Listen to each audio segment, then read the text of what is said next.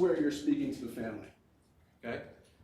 Defamation, slander per se, and the judge will talk about that when there are good people involved and a lie is terrible. I'm paraphrasing because the court appropriately is the one who's going to give the instruction, and that's a third rail that I will never cross.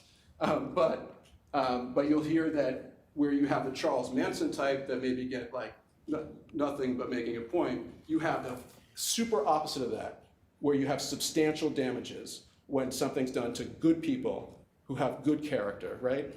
And I want to, Chris talked about character, and it's really important. Of course it's important because you need to know, is this somebody, judge is going to say about credibility of witnesses, and you're experts in judging whether somebody's being open and honest with you, right? We try to do that. That's what we spend our lives developing this skill. We know when somebody, most of us know when somebody's giving us the runaround or something.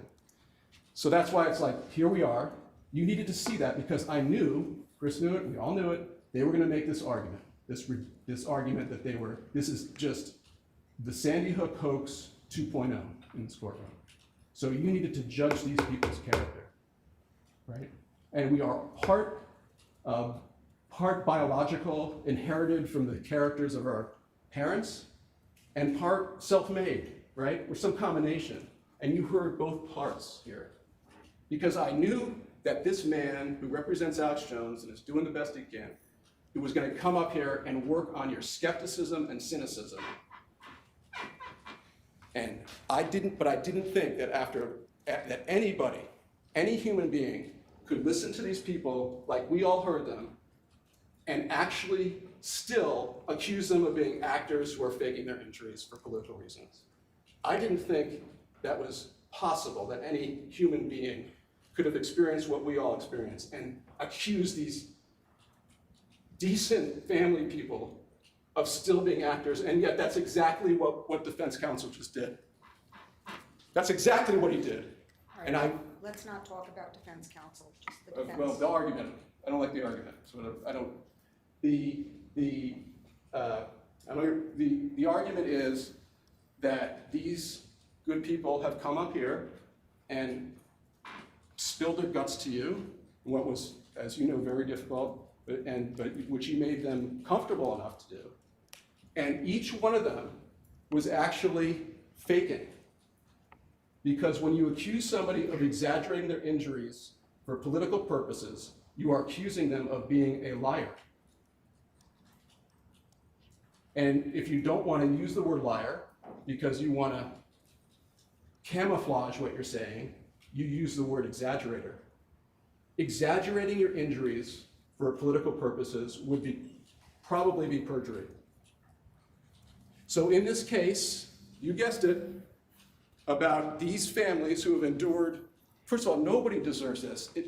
The fact that they lost their children and their loved ones and their mother and their sister makes it that much worse, but nobody deserves this. And so in the case that for 10 years of them being accused of faking an event for political purposes, to take away people's guns, their defense is they are faking their testimony for political purposes to take away people's guns. This is InfoWars 2.0. And you are nothing but, according to InfoWars, you are part of the rigged hoax. So am I, so is everybody on the plaintiff side, so is the judge. And you know, they're talking about monetizing something. Did you see the video that they made of Chris? Who's in the casino, Mr. Jones? Who's cashing in their chips? And you heard about the plaintiffs not filing for a certain date. Well, can you really blame them for taking their time and not wanting to just jump into this and having to go and have the support to do this as a whole? You think if one of these plaintiffs got up and did this, they would be ripped apart. They'd probably have to have 24/7 bodyguards like Mr. Jones does, the common man, with 24/7 bodyguards in his private jet, coming to Connecticut where everybody's a billionaire. I don't know how I end up here. Right? What is this man doing in our state? Why is he poisoning our well? Why is he poisoning our neighbors and our friends? And why is he poisoning our families? And why is he poisoning these families that we all care about because we're all from Connecticut and we're all in this together? Why is he doing that? And where is he? Where's Alex Jones?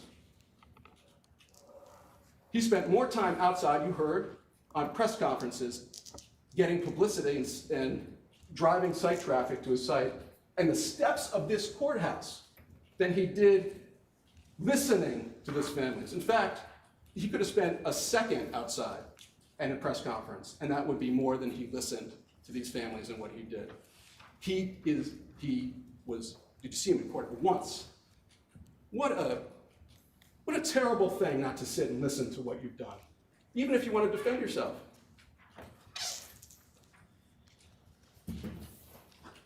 What a cowardly thing, right? It's cowardly. It's just cowardly. All right, I want to end on a nice note. This is so, this part of it is just, it tears you apart, doesn't it? This us versus them, they're still in it. The they that are exaggerating without hearing exactly who, what are they exaggerating, why? It's very toxic, and it's really sad.